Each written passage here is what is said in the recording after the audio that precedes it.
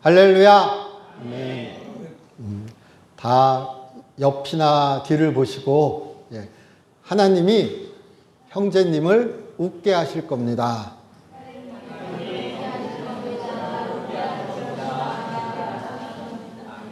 아멘.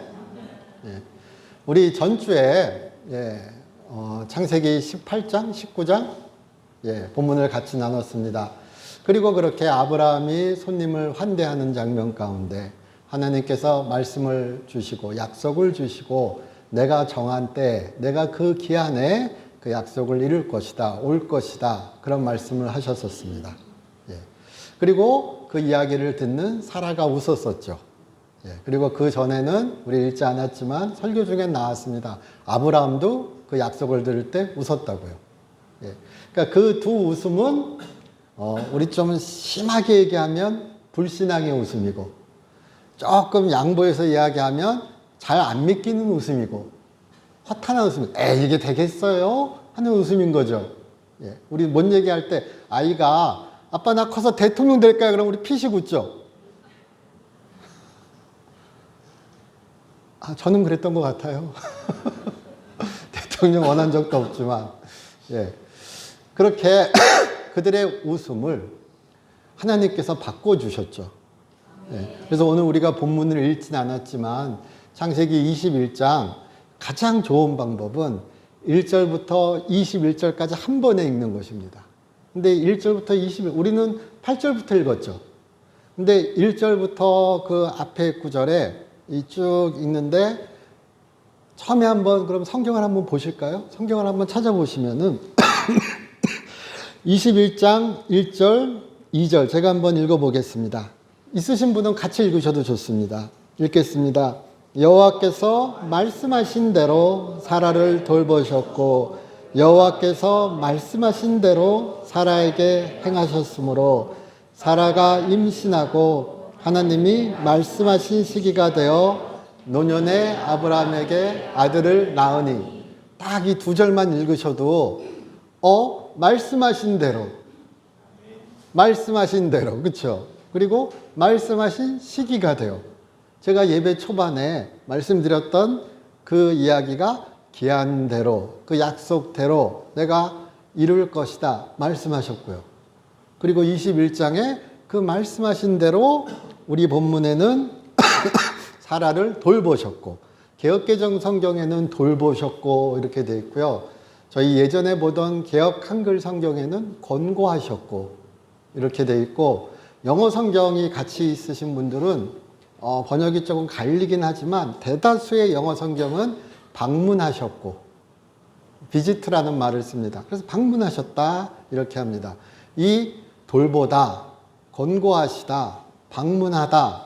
근데 이 히브리어 단어는요, 제가 발음은 얘기 안 해도 이 히브리어 단어는 하나님의 신적 개입, 하나님께서 운명을 흔드실 때, 하나님께서 그 삶의 큰 변곡점을 만드실 때, 그때 이 히브리어 단어가 사용됩니다. 신학적으로요. 성경적으로 이 단어를 풀이할 때 그렇게 이야기합니다. 그러므로 우리가 그냥 돌보셨다 이렇게 얘기할 때도요, 하나님이 특별히 돌보시는 거예요. 그러니까 그래서 번역도 말씀하신 대로 하나님이 돌보신 거예요. 하나님의 때가 되어서 하나님이 직접적으로 개입하시는, 우리가 하나님의 섭리라 그러죠. 그런 간접적 개입을 얘기할 때 우리가 보통은 하나님의 섭리란 말을 쓰는데, 하나님께서 그렇게 삶의 큰 변환점을 만드실 때 하나님이 방문하시는 겁니다. 하나님이 돌보시는 것입니다. 하나님이 권고하시는 것입니다. 그러므로 제가 이 말씀 안 드릴 수가 없죠. 우리 성도님들, 우리 삶에 하나님의 때가 이를 때 하나님께서 그렇게 방문하시기를, 하나님께서 권고하시기를, 하나님께서 돌보시기를 주님의 이름으로 축원합니다. 우리가 웃을지라도 하나님은 그 약속을 이루시고, 그리고 우리의 불신앙의 웃음을 그렇게 기쁨의 웃음으로, 믿음의 웃음으로, 확신의 웃음으로 감사의 웃음으로 찬양의 웃음으로 바꿔주시는 거죠. 그래서 오늘 우리 예배 시작에도 하나님이 당신을, 형제님을 웃게 하실 겁니다. 그런 말씀을 같이 나눴죠. 예, 오늘 성경 본문은 아니지만 21장 7절, 6절 보시면은 사라가 이르되 하나님이 나를 웃게 하시니. 이 복이 우리 교회 성도님들 가정에 삶에 임하기를 주님의 이름으로 축원합니다. 그런 거 있잖아요. 사람의 웃음을 보면 괜히 기분 좋죠. 미소만 봐도 기분 좋은데 그렇게 활짝 웃는 모습을 하나님이 보신다고 생각해 보세요. 하나님으로 인하여 우리가 웃는다고 생각해 보세요. 그게 얼마나 은혜로울지, 얼마나 능력의 역사가 될지. 그래서 옆자리 한번 보시고 웃어보세요.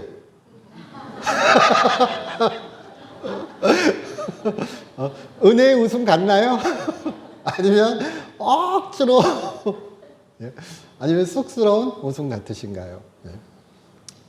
이 웃음이란 이야기도요, 이 창세기 21장 본문에 상당히 많이 나옵니다. 창세기 21장에 그 이삭과 이스마엘, 사라와 하갈, 그리고 아브라함의 이야기 가운데 이렇게 관통하는 단어가 있습니다. 그 단어가 웃음입니다.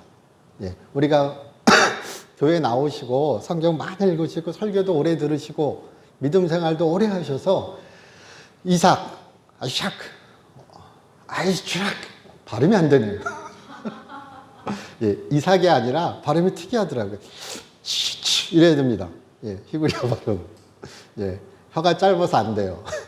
근데 이 웃음이라는 이야기가 21장 곳곳에 나오는데 아까 처음에 우리 불신앙의 웃음, 그리고 그렇게 감사와 기쁨과 약속의 이루어짐의 웃음, 그리고 오늘 우리 본문에서 처음에 21장 보시면은 21장 8절 아이가 자라매 젖을 떼고 이삭이 젖을 떼는 날에 아브라함이 큰 잔치를 베풀었더라. 사라가 본즉 아브라함의 아들 애굽 여인 하갈의 아들이 이삭을 놀리는지라. 이렇게 돼 있죠. 놀리는지라. 놀리다 이런 표현이 우리 개역개정에 번역되어 있고요. 영어 성경 같은 경우에 보시면은 mock라는 단어를 씁니다. mock.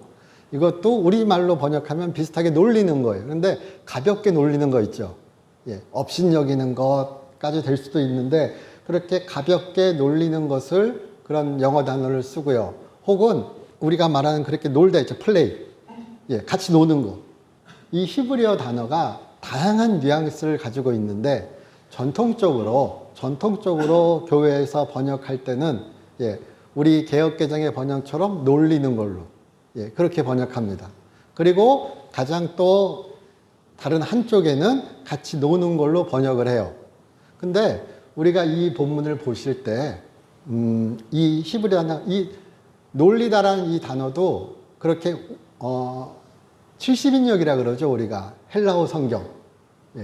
헬라어 성경, 구약 성경을 헬라어로 번역한 성경을 70인역이라고 얘기합니다.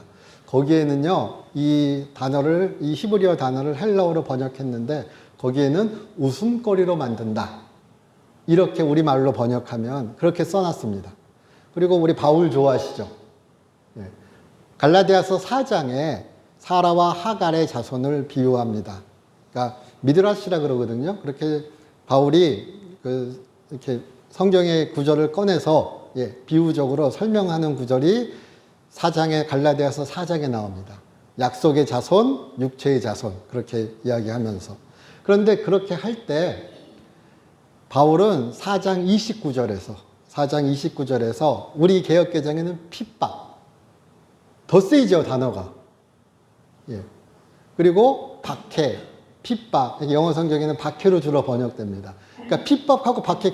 자, 창세기에는 어떻게 나왔죠? 놀렸다고 나왔죠.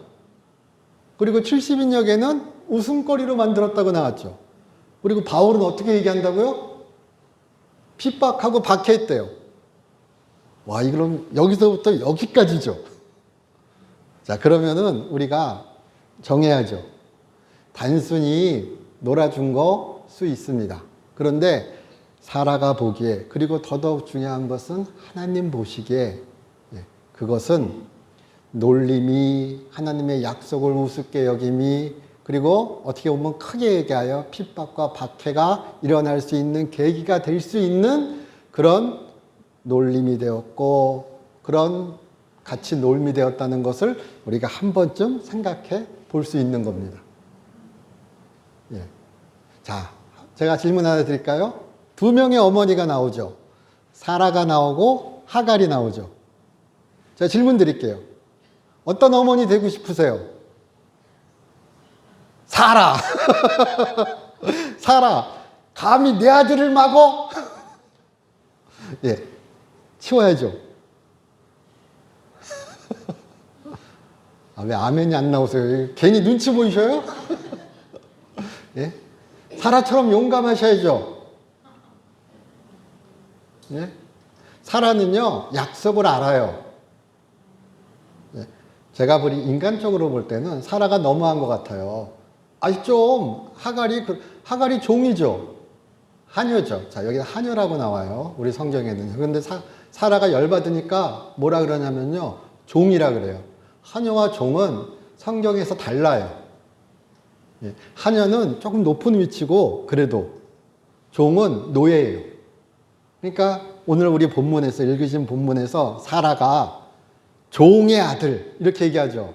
이거는 네 아들과 내 아들은 달라, 완전히. 예. 그냥 확 선을 긋는 거예요. 예. 그리고 바울은 그 심상을 가져와서 율법과 믿음으로 얻는 의에 대해서 이야기해요. 예. 육체는 율법을 상징하는 거예요. 그리고 이 약속은 믿음으로 얻는 구원과 의를 상징하는 거예요. 그래서 버릴 건 버려야 할 수 있어야 되죠. 벗어날 건 벗어날 수 있어야 되죠. 길이 아니면 가지 말라 하죠. 이 길도 가고 저 길도 가고.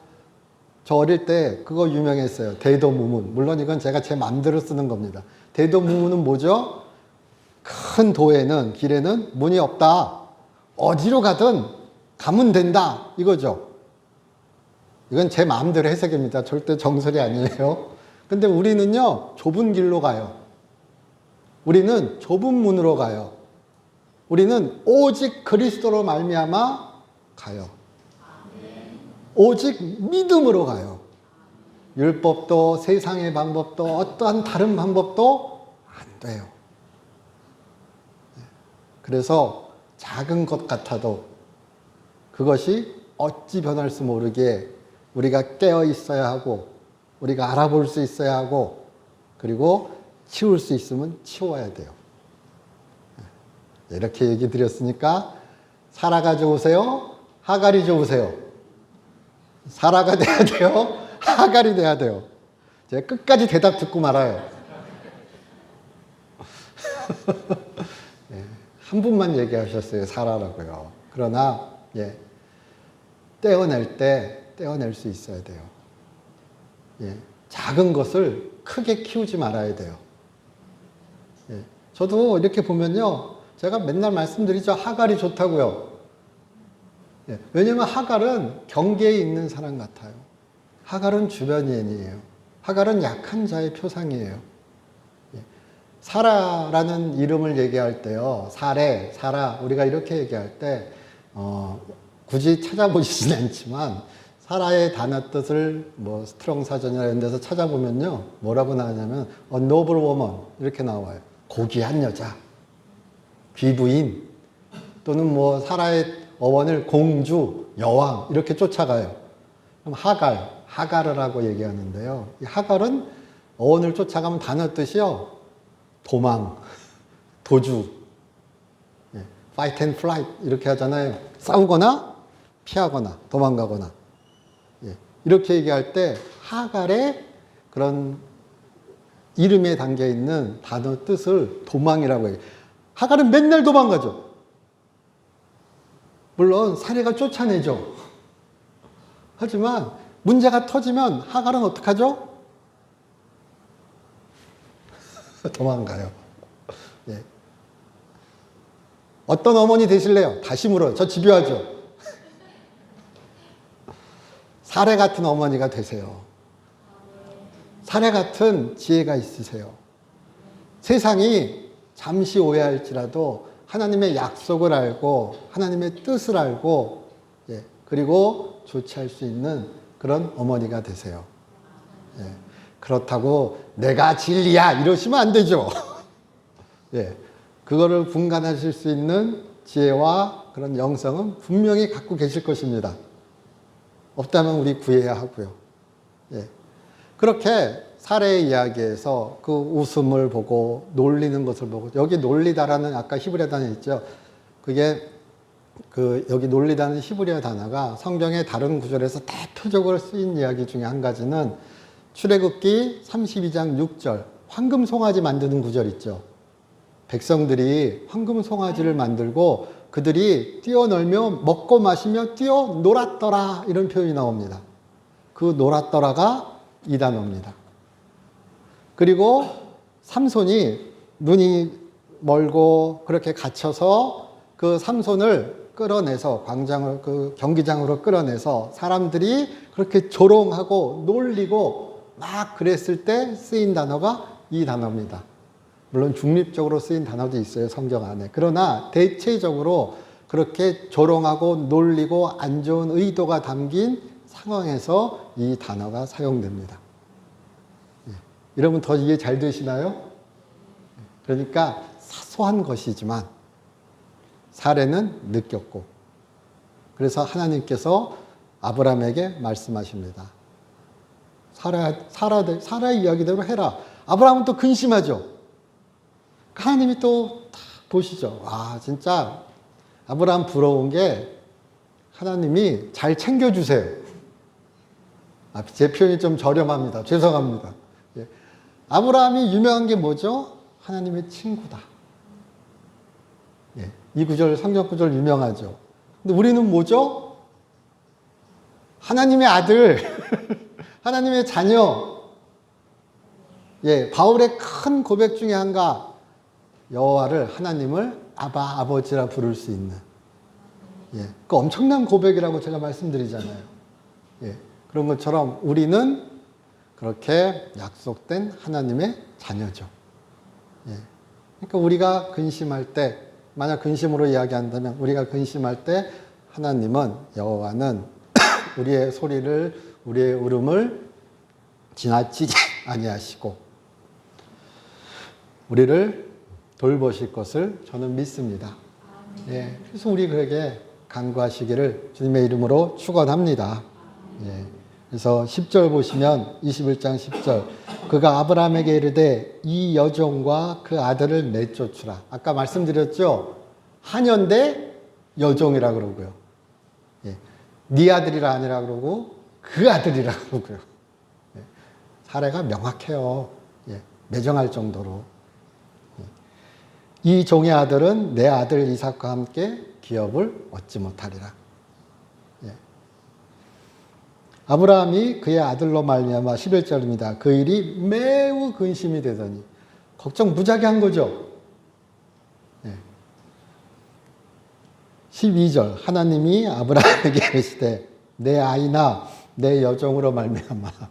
여기서도요 똑같이 말씀하셔요. 사례가 아까 세게 얘기했다 그랬죠. 여종의 아들, 내 아이. 하나님이 사라가 한 얘기 그대로 받아서 쓰시죠. 여종의 아들이고, 너의 아들이. 근심하지 말고 사라가 내게 이런 말을 다 들으라. 이삭에게서 나는 자라야 내 씨라 부를 것이니라. 무엇을 중히 여겨야 하는지, 무엇을 놓치지 말아야 하는지, 그것이 아는 사람이 복 있는 사람이고, 그것을 밀고 나가는 사람이 용기 있는 사람이고, 그것으로 이루는 사람이 지혜로운 사람일 것입니다. 13절입니다. 그러나 여종의 아들도 내시니 내가 겨우 한 민족을 이루게 하리라. 그 전에 하갈이 도망갔을 때 16장이죠. 창세기 16장에서 주님께서, 여호와께서 그때도 나타나셔서 말씀하시죠. 그래서 그 아들의 하나님의 천사가 이야기합니다. 아들의 이름을 이스마엘로 하라. 예. 그리고 우리 성경에는 그 이스마엘의 뜻을 그렇게 풀이합니다. 내 고통을 들으셨다. 이스마엘의 이름 가운데는 우리가 들락이고 뭐 활 잘 쏘고 와 막 이런 것도 있지만 그 이름에 뭐가 있다고요? 내 고통을 들으셨다. 그리고 그 아이 이스마엘이 그렇게 쫓겨나가서 광야에서 울고 있을 때 다시 뭐라고 말씀하시는가? 그 아이의 울음소리를 들으셨다. 하나님은 잊지 않으십니다. 아브라함이 매정할 정도로 아브라함이 좋은 부자예요? 제가 설교할 때마다 제가 분노하죠. 아니 좀 크게 떼어주지. 예. 가축 한 부대에 떡 빵 몇 조가리 주고 쫓아낸 거죠. 어떻게 이럴 수 있어? 드라마 보시면은 저 문 닫고 이렇게 뻥 차서 막 문 잡고 막 우는 거 막 상상하지 않으세요?